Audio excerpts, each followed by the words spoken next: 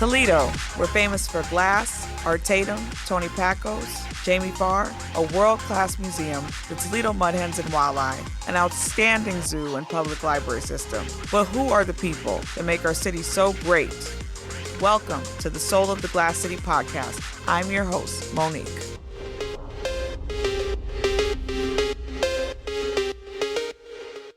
I'm elated to be here with my guest today because I'm actually a fan of this man. I have Pat McCarty, who is also known as the guy in the 419. Woo! How are you today, Pat? Very blessed. How are you? I'm great. Let's hear your origin story. Were you born in Toledo? Were you raised in Toledo? Let us know. So I come from a long-standing Toledo family. Both sides of my family are from Toledo, going back to grandparents, great-grandparents, all Central Catholic. And my father, though, was transferred out to Fort Wayne, Indiana, that's where I was born. And fortunately, we were only out there for a short time. I moved back here when I was 6 years old, so just as I was starting first grade. So I was raised right here in Toledo. Little flower school and then Central Catholic, just like my grandparents before me. And it's been wonderful. They were so proud, I'm sure. Oh, yeah.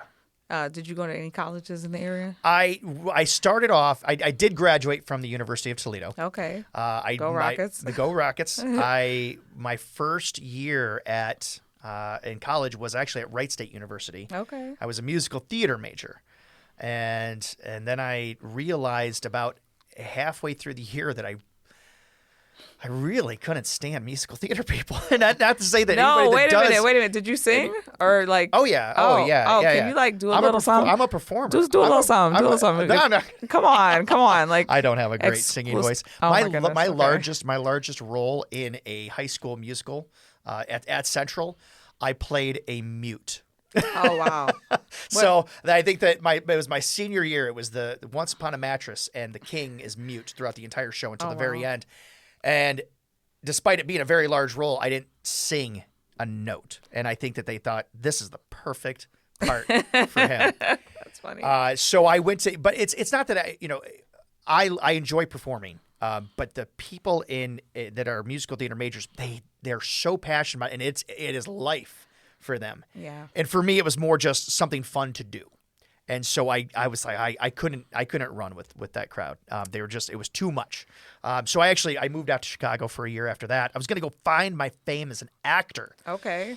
And I then can see that. I was out there for a year. Okay. Great life experience. Okay. 19 years old, 20 years old, living in Chicago. Okay. Great experience. But then I found myself, again, about 6 months into it. I thought, I'm just spinning my wheels out here. This is nothing. So I came back, and then I was in and out of college. I was one of those lost 20-year-olds Lost souls, huh? Just had no idea what I wanted in life. And I finally found it. So I finally went back. I was like, you know what? I'm going to commit myself. This was in 2007. I'm going to commit myself. I'm going to go back to UT.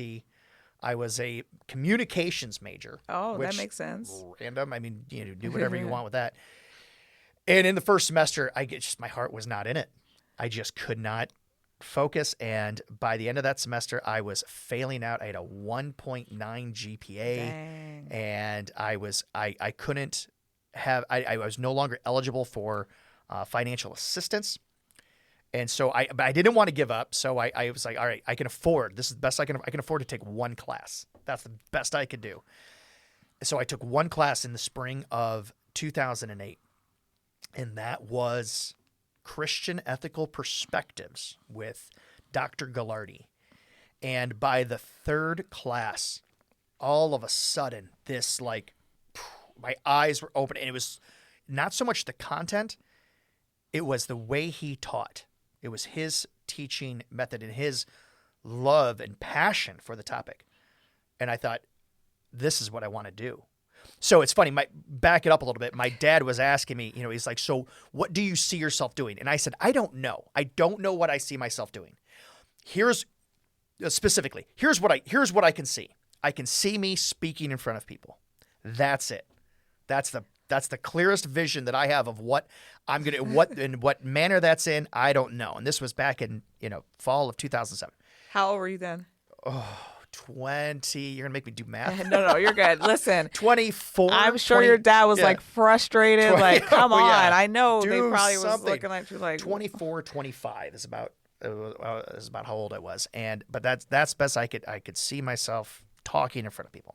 So now all of a sudden I see, I experienced Dr. Gallardi, his teaching method, the way he stood in front of a class, and I thought, that's what I want to do. I want to teach theology. Okay. So that day I went in and I changed my major to religious studies at the University of Toledo, and fast forward to spring of 2010, I graduated with a 3.0 and on time. I mean, just everything turned around. Everything just kind of fit into place at that moment. That was amazing. It was incredible. So I really could not even expect you to say that. I'm going to have to ask you all about that when the mic is off, because that is not, I was like, he got a marketing communication business degree. No. Yeah. You would think with what I do now that I am people think that I'm a social media guru, that I've got experience marketing. I'm a lucky idiot. Okay. That is what I am. I wouldn't say idiot. You're a little bit of a savant at this point. All right. So what was your career before you became a media person? I know you kind of touched on it, but what did you actually end up doing? So I when I graduated, I needed a job because actually in 2008 everything changed for me in 2008. And I'll tell you what, I'll be honest, I don't know what the demographic of your listeners are, but I can tell you what changed my life around, what kind of knocked sense into me. For 4 years before that, I was trying to control everything in my life. I'm doing a downward spiral, right? And I hit what I would consider rock bottom, which was when I had a 1.9. And in November, late November of that year, I was laying in bed and I threw my hands up and I said, I'm done trying to control it. I'm talking to God and I'm saying, you take it, because I'm done. I'll move my feet, but you point me in the direction you want me to go, because I can't do this anymore. And once I did that, that's when everything started turning around for me. That's when all these things started happening. I don't know if I needed to hear that or we all needed to hear that, but that was a word. Okay. So and everything started, working out after that. But within in April of 2008, again, March of 2008, that's when I started dating this woman. I was in and out of relationships. I mean, when I say I was hitting rock bottom, I was really, it was bad. And I had no solid relationships. Friendships were iffy. Things all of a sudden started turning around once that moment happened. And in March of 2008, that's when I started dating the woman who is now my wife. And so all these things just started lining up. So we got married in August of 2010. And so I just graduated, but I needed a job. Currently, there were no schools hiring in the area. So I took a job selling oxygen down in Dayton. We moved down to Dayton for a year. I was an oxygen sales rep, so people with COPD and things like that. So I would go in and out of doctor's offices. All I had to do, very easy job, all I had to do was go into a doctor's office and get the doctor to like me. That's all. That was basically all it was. Me and the other 40,000 reps that would go into doctor's offices. Wow. Right? So, but things were, the job wasn't, I wasn't very satisfied with the job. I wasn't happy with it. Were you good at the job? Oh, well, yeah. Okay, it was easy. It was an easy job. It was just going in and talking to people. Okay. But unfortunately, the center that they had me working out of was not a very well put together center.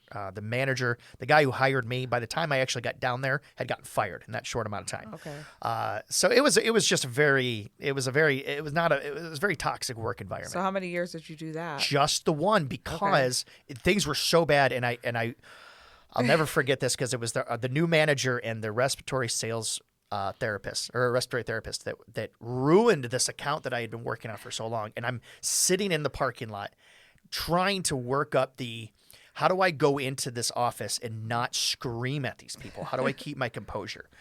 And while I'm sitting there, I get a phone call from Kim Sofo, who was the principal at St. Ursula Academy up here in Toledo. Now, I'm in Kettering, Ohio, which is south of Dayton. I get a call from her, and she says, "Hey, we've got an opening for a theology teacher." Uh-oh. And she says, "I know you're living out of town. Would you be available for a phone call interview today at about 2:00? And I said, "Kim, I would love to do an in-person interview with you at 2:00.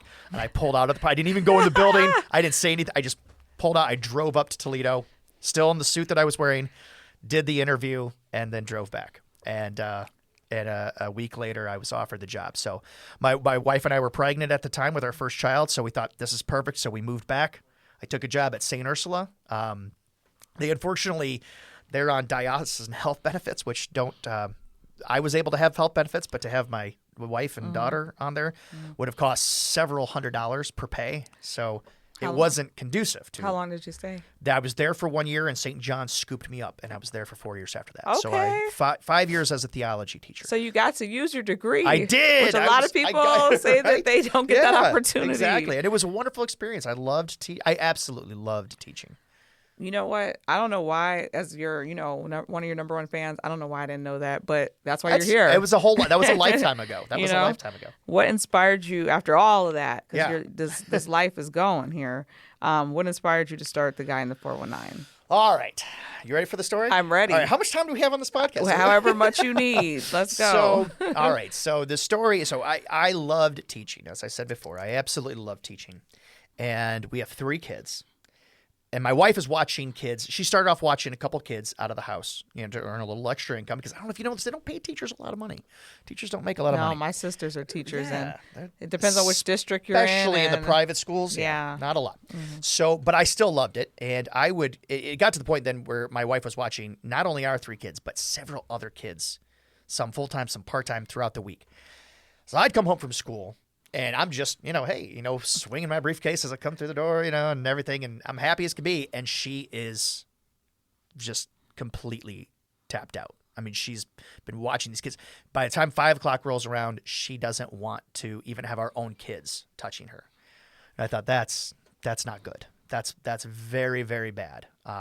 And so I thought, all right, I need to have a job that will pay me enough money that she doesn't have to watch kids in the house. Or maybe if she wants to watch one kid or not at all, but I need to be able to provide that income so that she can just raise our kids, right? So I turned in I had a conversation with the administration there, and I said, this is, unfortunately, this will be my last year teaching. So I left St. John's, and I looked around for different jobs. Before the school year was here, I foolishly, I didn't know what I was going to get. And something great came up. I had a job. I was offered a job with an insurance company. It was a brand new role that the owner was creating, but he was looking for somebody with theater experience and teaching experience. I thought, oh my gosh, this is me. What kind of eclectic insurance agent right? was this? So what it was, I was a benefits education coordinator was my official title, right? Basically, a business has group health insurance. Right, but everybody just wants to know what's my deductible, how much do I have to pay in, all this stuff. Mm-hmm.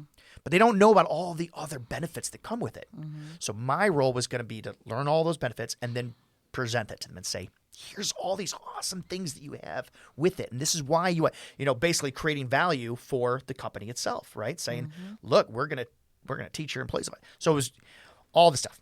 Well, they brought me in. At the beginning of the fourth quarter, which anybody that's in that kind of field knows is the busiest time of year. So they brought me into this office that's full of beige cubicles, and show me to my beige cubicle. And then they're like, "Here, do stuff." And nobody was able to actually teach me what I was supposed to be doing.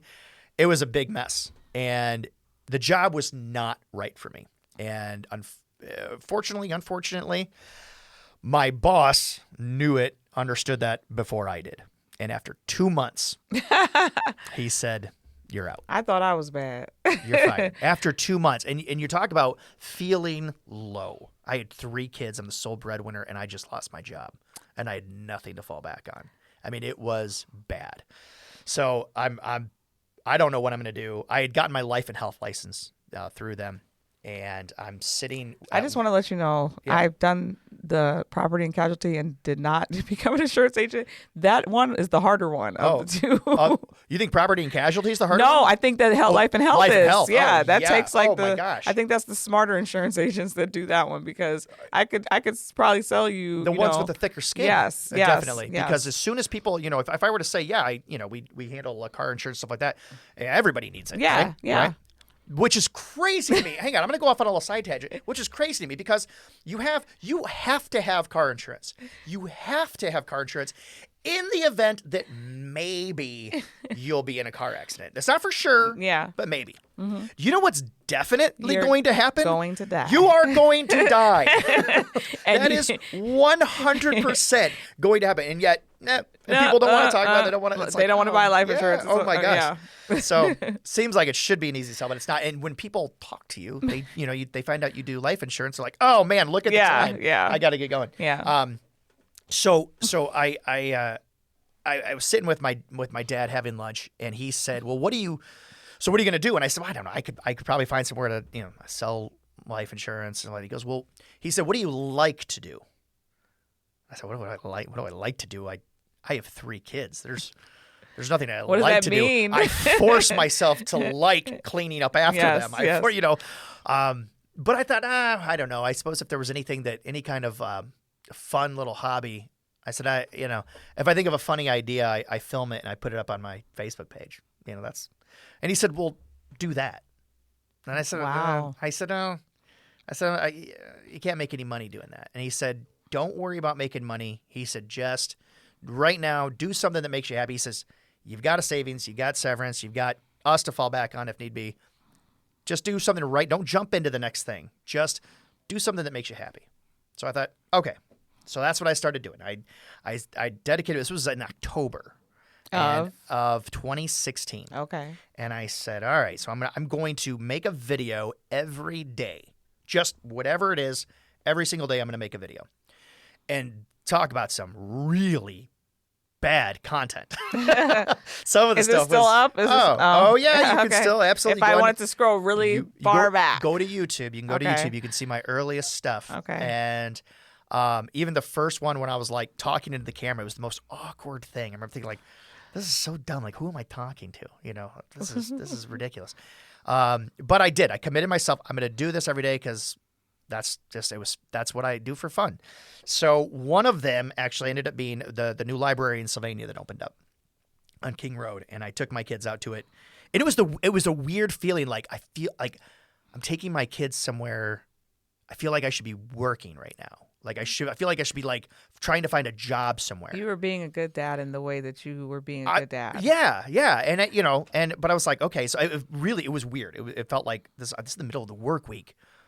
Like I should be looking for a job. I should be doing something, I shouldn't be taking my kids to the library. Anyway, took my kids to the library and I'm filming it, right? I'm filming hey, check out the new library, da-da-da. Well, somebody saw that video and a friend of mine saw it. He said, hey, I saw your video about the library. I took my kids over there. That is a cool space.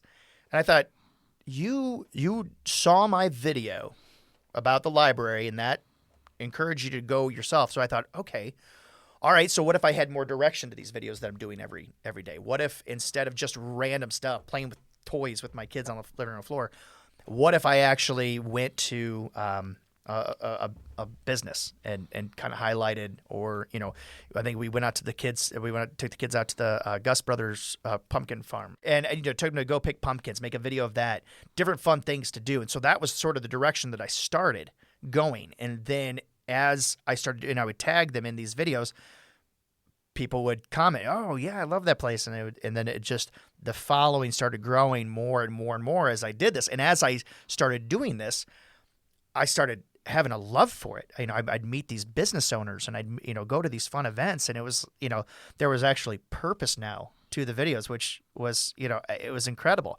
and it was so fun that I wanted to do it more and more and more. So I would ask these business owners, I would say, "Well, who do you know? What other businesses do you know in the area that I could talk to? Oh, you should go talk to this person." And then the following just started growing more and more and more. And speaking of the following, where are you at now? Right now, I'm gonna say Facebook because I know you're a big Facebooker. Yeah, Facebook is the largest one. It's probably close to the area of around 30,000, I think. Wow, is that one? And these are like people that are really like huge diehard Guy in the 419 fans too. Hopefully. How did becoming Guy in the 419 change your life? Wow. I learned so much. So I learned, one, when you work for somebody else, you work on their time and you work on their schedule. When you become your own business owner, it's freeing because you're like, I get to do whatever I want. But also it's you have to learn time management, and you have to learn all these responsibilities that you didn't have before. So there was a huge learning curve there. Also, I don't know, and I should do the research on this. I know there had to have been, independently owned local businesses always existing, but I've always loved this area. I mean, as far back in high school, it's like, man, we've got an amazing art museum. We've got one of the best zoos in the nation. We've got, we are a stone's throw away from, Cedar Point and all these great, attractions. We're right by the lake, all this really cool stuff. So I've always liked the area. I just never knew how many local businesses there were in our area. Date night for my wife and I would be going to a chain restaurant. Our first date was at a chain restaurant. Our date nights would be at different chain restaurants. Now the thought of going to a chain restaurant is absurd. Because there's so many locally Yes. owned great restaurants. So many locally owned wonderful restaurants, and each one has their own unique food. And so what we were talking about for where we were going to go for Mother's Day, and my parents had suggested a chain, and I was like, I thought, do you know who I am? Like, I'm not going to go to a chain. Right. And so, it's opened up my eyes to, I already knew this area was great, but to meet all these different business owners, to meet all these people who have these dreams. I've said this before, and I've got to put this on a shirt somewhere or something. Mm-hmm. Northwest Ohio, the 419 is the living embodiment of the American dream, because it doesn't matter who you are. It doesn't matter your race, your gender, your religion, anything. If you want to start your own business and you're willing to put in the work, you can succeed here in Northwest Ohio. I've seen it happen again and again. So when they made the "You Will Do Better in Toledo" caption, you were like, "I know it. I'm living proof." That was from a long, long time ago. And actually, John Amato, who brought that back to Toledo, who brought that back up to current times, got that. It was on an old billboard, I still have the shirt that I bought from him. Oh wow! And he's but you will do better in Toledo or Northwest Ohio in general. So, what was one of the favorite events in Toledo that you've hosted, thus far? Because I know you've hosted lots of events. Yes. And what's your favorite? My absolute favorite. There's no question about it. My absolute favorite event to host is Pizza Palooza. Because you love pizza. I have this romantic relationship. That is the understatement of the year. I love pizza. I absolutely love pizza. What's your favorite pizza? Not the place, but the what do you like? Man, see, I like it all. So I a good thin crust New York style crust is good. Detroit style is good. Deep dish. I lived in Chicago for a while. I loved the deep dish. I love it all. I literally, people are like, oh, if you eat too much of a food, you'll get sick of it. Not true. You dream in pizza. Yes, I dream in pizza. Yes. I remember one year I ate so much pizza at Pizza Palooza, and end of the night they've got all this leftovers, and they're like, hey, do you want to take a box home? And I was like, I can't. Like, literally, I cannot eat another slice. I woke up the next morning, and the first thought in my head was, dang, I wish I had taken that. I could have had pizza for breakfast. I passed that. But I was hosting Pizza Palooza before I was ever a guy in the 419. Oh, that's cool. I started my own DJing business back in 2007. See, we didn't even know that. And I happened to be DJing the right event at the right time with the right people, and they were the ones putting on Pizza Palooza at the time. And they said, hey, would you like to MC Pizza Palooza? Yeah. So here I was a teacher. I was a teacher, and I was hosting. Teacher, DJing, selling insurance. Well, I wasn't selling insurance then. No, when I was a just teacher. being Yeah. Oh, the many hats that I've worn. Yeah. Yes. But yeah, so I've been emceeing Pizza Palooza now for over 10 years. Okay, so every year they call you. Yeah. That's nice. Yeah. So I know who I need to be hanging around. Yeah. Absolutely. Because I love pizza just as much. Oh, yeah. It's just a fun event.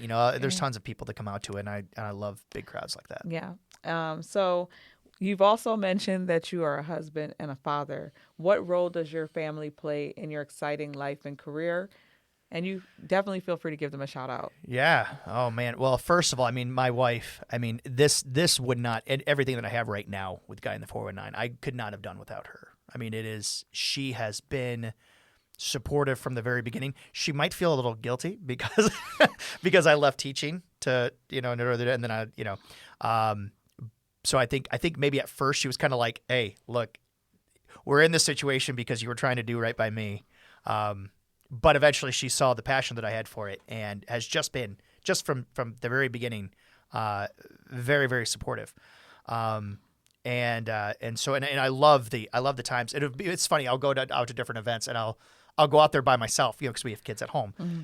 And all of a sudden I get out there and I realize I'm here by myself. This is no fun. This is why am I here by myself? Now that the kids are older, she's able to start coming out with me to more of the events. How old are they now? So I have 4 kids. Okay. I have a 12-year-old, a 10-year-old, 8-year-old, and 5-year-old. So one of my favorite videos of yours was when you got the car and how happy the kids were. Oh my gosh. Oh my goodness. That was unreal. So I got the car from a friend of mine who owns a business. He and I we partner on a bunch of stuff, and he does a lot of really good things in the community. And so I don't charge him for the stuff that I put out because he's doing really good stuff. And to kind of show his appreciation for everything that I've done for him, it was these we were going around delivering. We're literally on this trolley delivering presents to families that are going through a tough time. You recorded that too, didn't you? Yes. Yep. Oh yeah. Every year. I've been doing that for several years. And then he surprised you. Yeah. And he said we have one final stop at the end, but he didn't tell anybody what it was, so nobody had any idea. And what's this friend's name?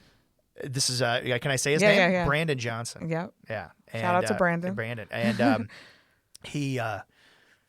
So we stopped there, and his sister is reading this poem, and it's all on video because apparently my wife was in on this, and I had no idea. But she's an admin on my account, obviously, so she was able to get onto my page and record the whole thing. We got to shout out the wife too because you didn't say her name. Beth Ann, my wife Beth Ann, and she so she's there, and I didn't even see her. She's like holding the phone up over the seat, like I'm just listening to this thing and this poem that this woman is reading, and she starts talking about hosting trivia and all that stuff.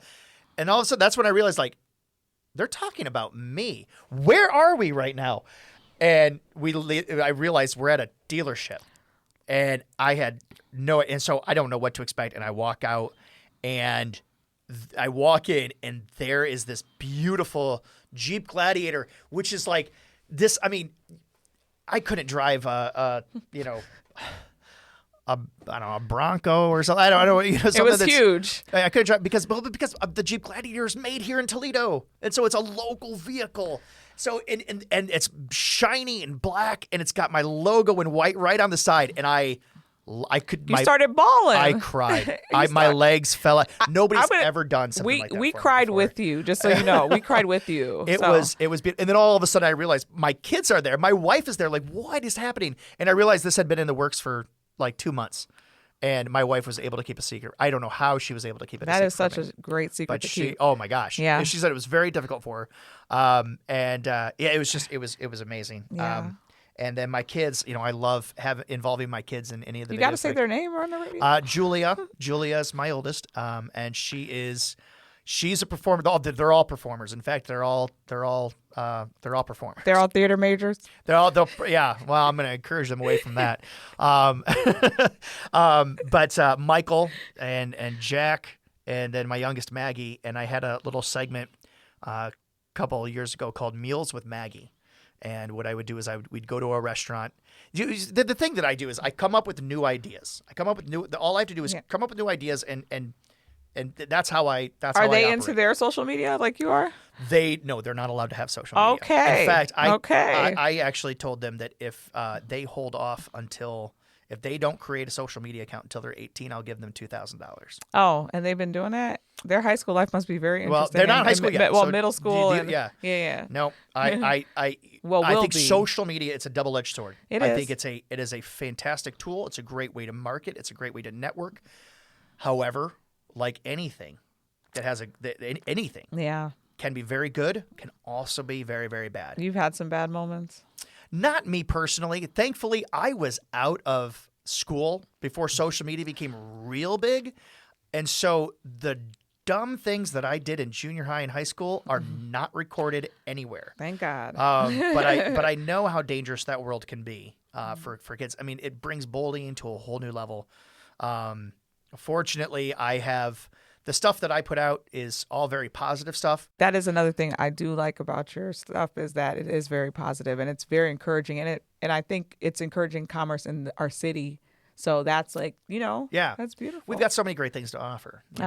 So what advice would you give anyone who may want to switch or leave the corporate world and pursue entrepreneurial endeavors? Two things. One, I would say make sure you know where to put your support system.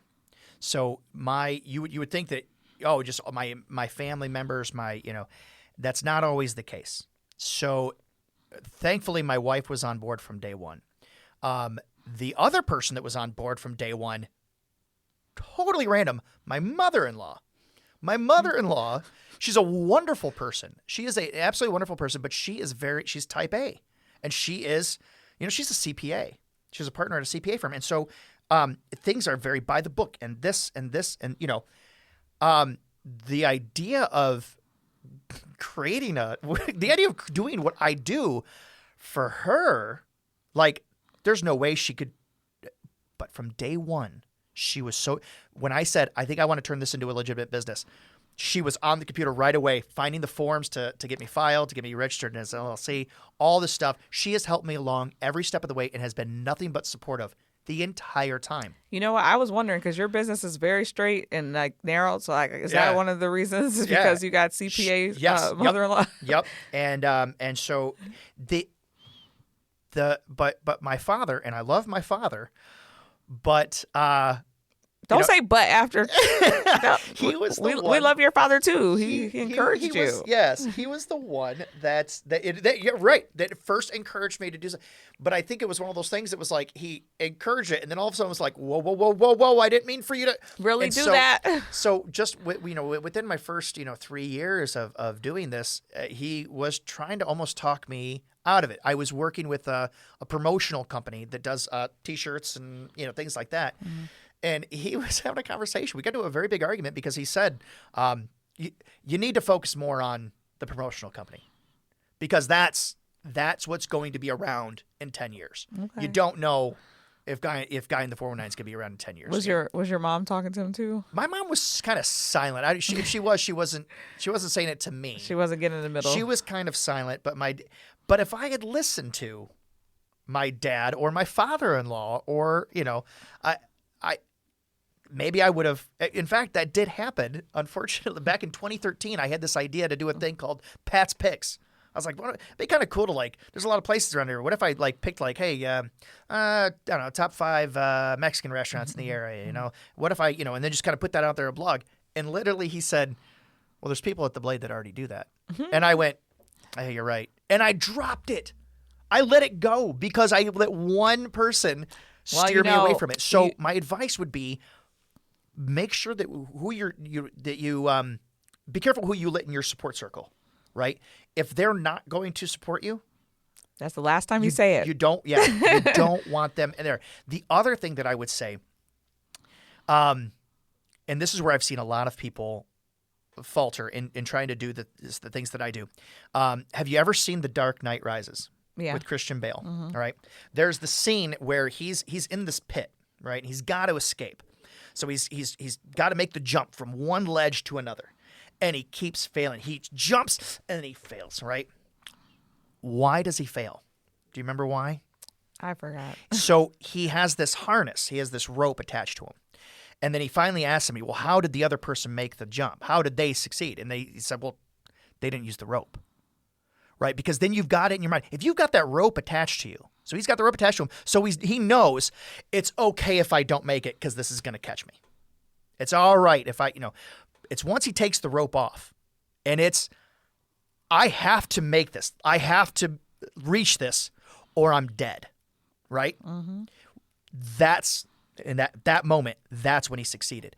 And that is the number one advice I would give to anybody in anything that you're doing but if you want to start up some kind of entrepreneurial business, you need to sever ties with whatever other business you're doing. If you want to start your own business, but you've still got your main job, right? So when I had the life insurance sales that I was doing and Guy in the 419, and in August of 2017, I thought I'm operating both at 50%.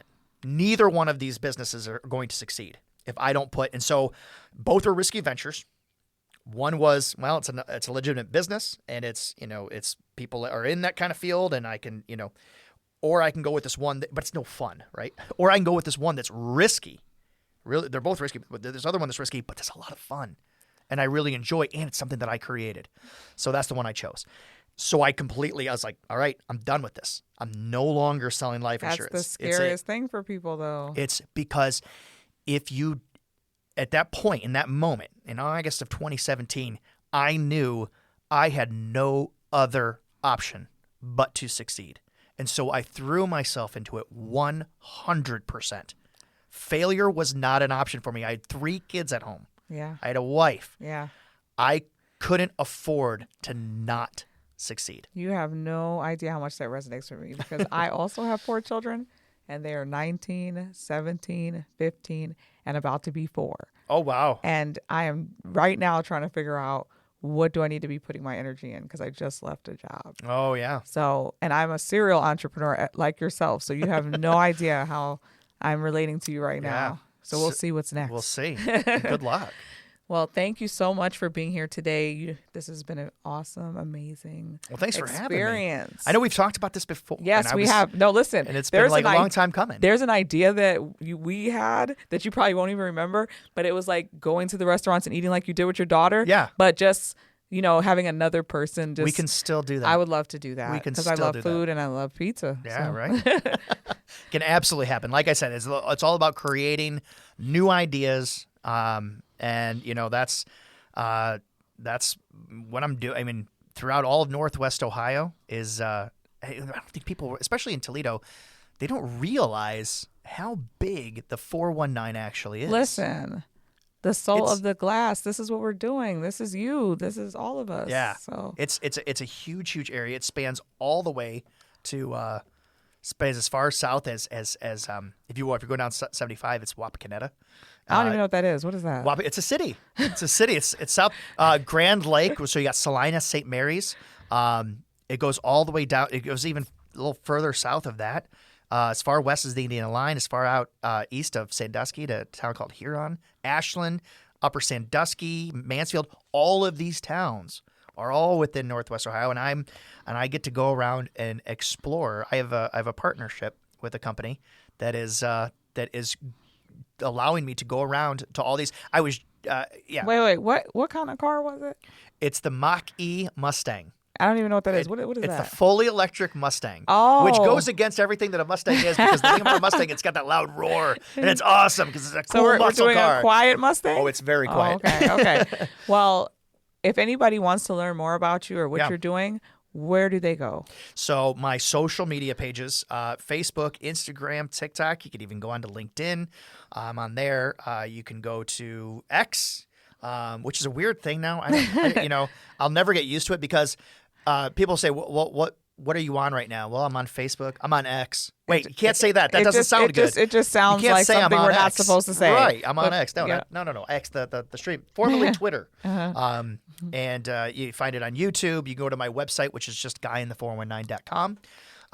You got lucky and got all your name. I did. You know what's interesting though is I couldn't when I first once I put it out there. When somebody was like, "How about Guy in the 419?" It was somebody else that suggested the name to me. I was like, yes, and then it was like once it was out there, I was like, I got to go now. Like I have to go, and I went and I got the website. I got everything. The one thing that I couldn't get was guyinthe419@gmail.com. Oh my goodness! So literally, I had to take the guy in the 419 at Gmail. But somebody already had the one. But that's why you bought your domain name, so you got your other. But now I got Pat at guyinthe419.com. Yeah. So yeah, anybody can reach me there. Well, thank you so much again, and we will have some really cool events coming up in the future, which I think you were supposed to tell me about that. Yeah, that's the thing that's happening is the partnership that I have with so we'll be dealership. following you. all over the place. I get to go to all these towns. I was in Grand Rapids, and oh my God, what a cool town. There's all kinds of great shops there just throughout all of Northwest Ohio. I'm so excited about it. I'm just excited to share it with everybody. Well, we'll be following you. Every Monday, you can see these videos released. Okay. Every Monday. Thank you. Thank you.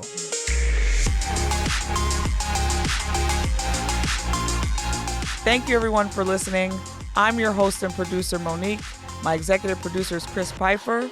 Join me next time for another exciting episode of Soul of the Glass City podcast. For more information, if you have questions or comments, go to wgte.org/soul.